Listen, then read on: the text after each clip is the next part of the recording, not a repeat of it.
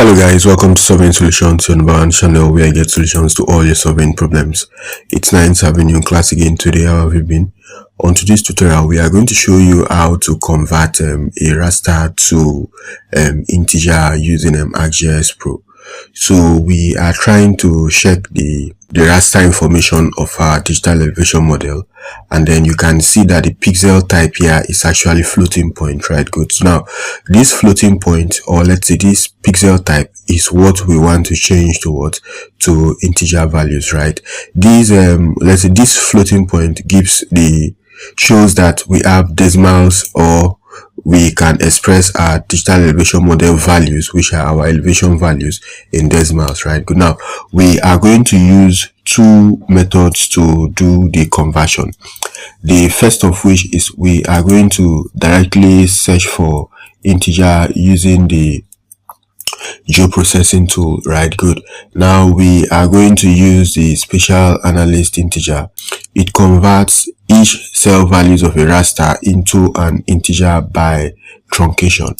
Now what this truncation simply does, or what it implies, is that, you know, when you have your digital elevation model, sometimes you can have the values in maybe some decimal numbers, right? Maybe 10.2, just like we have 81, maybe we can have it as 81.35 or whatever. So what it does is that it takes out the decimal part and only retains the whole number. So that's the truncation. So sometimes it's not always very good for some type of raster. The input for this first approach would definitely be our digital elevation model, and then this is the output, right? Good. So now when we click on run, the output will be a raster data that the pixel value has been changed from float to integer. So if we still right click and then we come to the properties and then we still check the raster information, we are going to see that the pixel type is now the signed integer. Now another thing to note is that it's actually very interesting. When you right click, you would find the attribute table that now has different values, right? Good, alongside the count. But if you come to the original digital elevation model, the attribute table is not directly open, right? Good. So it's deactivated. Now this is the first approach of converting it from floating point to integer, right? Good. Now there is another approach where we are going to use the raster calculator. So let's search for the raster calculator, right? So we have the raster calculator there.